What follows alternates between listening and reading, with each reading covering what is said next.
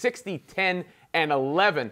Those were Harden's point, rebound, and assist totals in a Rockets win over the Magic last night, making him our adrenaline performer presented by Toyota. Let's go places. Not just an impressive stat line, but a historic one, as Harden became the only player in NBA history to register a 60-point triple-double, adding in 4 steals for good measure. The Beard was 19 of 30 from the floor and 17 of 18 from the free throw line, and upped his season averages to 31.6 points, 5 rebounds, and 9.1 assists per game. Will this performance be what people remember when MVP votes come up? Oh, how can it not? I mean, it's historic. You saw it. It's never been done.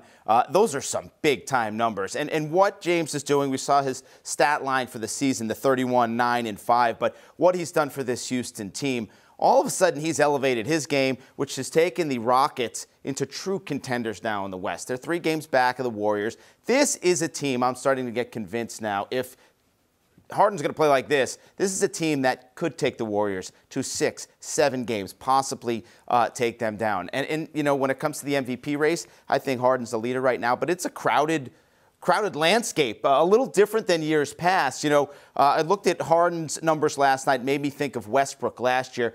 It makes you look at just how impressive Westbrook really was last year. I mean, this is the first triple-double with Harden scoring 45 or more points this season.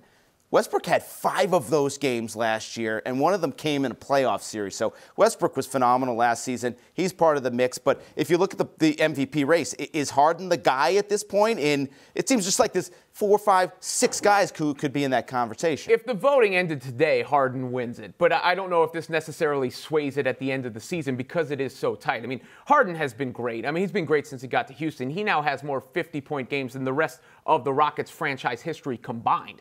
But if you're looking at that MVP race, there's about 6 or 7 guys who are in the conversation, whether it's James Harden, LeBron James, Russell Westbrook, you mentioned, the 2 guys from the Warriors, Curry and Durant, you know, Giannis, Anthony Davis. You can keep on going. It's going to be one of the more interesting MVP races this season. You know what's interesting too, Robin? This is the time of year where we kind of pump the brakes a little bit. We haven't even reached the All-Star break yet, and we're talking about locking up MVPs. I guess performances like what we saw last night from Harden make us think he's locking up the hardware at this point, but a lot of basketball still to be played.